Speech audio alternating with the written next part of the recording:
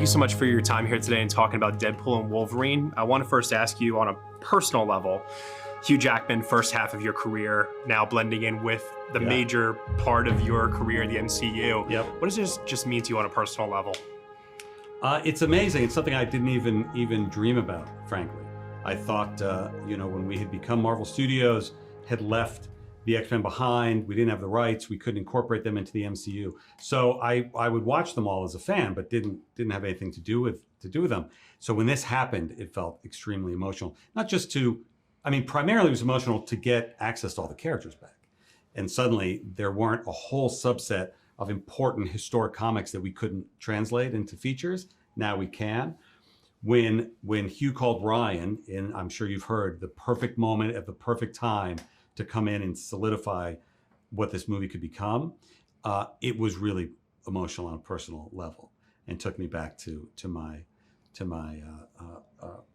early days in the business of just being very thankful. I'm still just thankful to be here and to be around, but in Toronto on the first X-Men movie, where I was a low man on a producerial totem pole, where Hugh was just excited to have a gig and give something a shot, and now to meet again at very different points in our careers has been wonderful. And as I'm sure everybody will say to you, Hugh's the same. Yeah. I'm not. I'm a colossal jerk now. It's almost, you almost can't take it. He is so nice and kind, same guy he was then. Yeah. I'm joking. Of course, naturally. But, the timing, though, of the release and of this collaboration, it's interesting, right? Because had this movie come out maybe when it was originally scheduled to, back when it was called Deadpool 3, let's say, it would have come out in a very different time within the MCU. When was it originally scheduled for? Well, let's just say, hypothetically, ballpark, say 2-3 years maybe since the release of Deadpool 2. I'm just saying. But now it coming out this many years later. Right.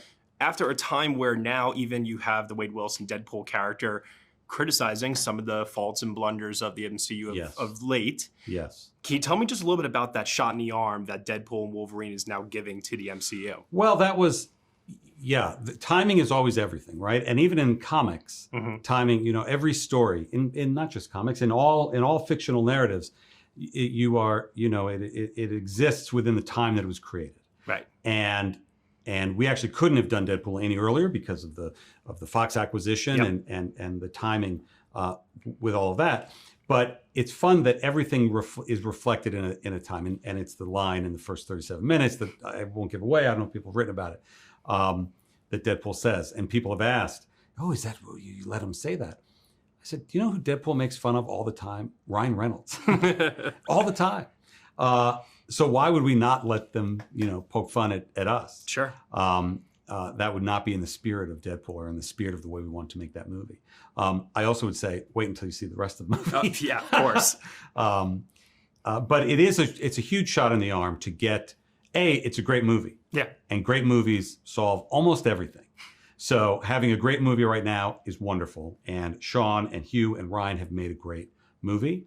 Having access to those characters now in the MCU, 25 years into my time at Marvel, 15 years, 34 films into the MCU, to now have access to all of the X-Men and all of the Fantastic Four and Daredevil, and all the characters that had previously been in other people's hands, is a huge rush and a huge shot in the arm to be able to chart out our long-term storytelling. Not to mention, too, the first R-rated MCU film. Yes. What doors does that now open for you as a storyteller? Is this something that you are actively looking to tell more stories in that realm of? Or is it on I'm so excited I can say fuck now.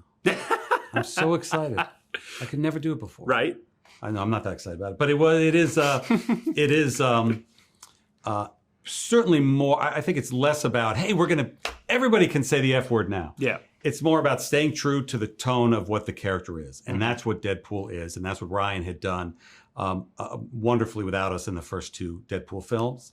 And when you look at characters like Blade that we've been working on for a very long time to get right, all those movies were R. So it's being able to tell the types of stories that, not being held back in any way from doing justice to a character. And we've never felt in any way that we've been hamstrung or held back from telling the best stories possible at Marvel Studios with Disney. I'm a firm believer that if there's a reason to bring a character back from the dead, that it is something that the fans will appreciate, especially if the reason is sound.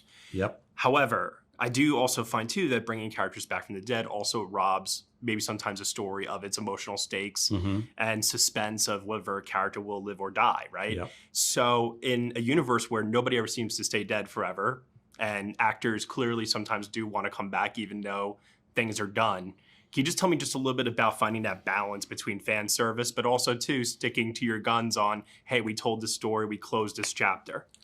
Well, like everything we do, you look to the comics, right? Because characters have come and gone all the time in the comics. Yeah. And thank goodness they come. I remember Superman died when I was a kid, when I was a teenager, and I bought all those books and all the different versions of those cool covers. Imagine if he'd stayed dead. That'd be horrible. Yeah. That'd be depressing. A world without Superman. It's horrible. So of course they're going to come back. I also remember Marvel saying 2 people will never bring back, Uncle Ben and Bucky Barnes. And then Ed Brubaker had a great way to bring back Bucky Barnes, and he became the Winter Soldier, and it was the greatest thing ever. So it's all about how you do it. Yeah. It's all about how you do it. And I would argue the Winter Soldier completely honors the origins of Bucky and the loss of Bucky and what that meant to Cap. And they did a great job of it. In our movie, we go out of our way to honor and acknowledge and solidify the history of Logan and what happened in that movie, and not undo that in any way.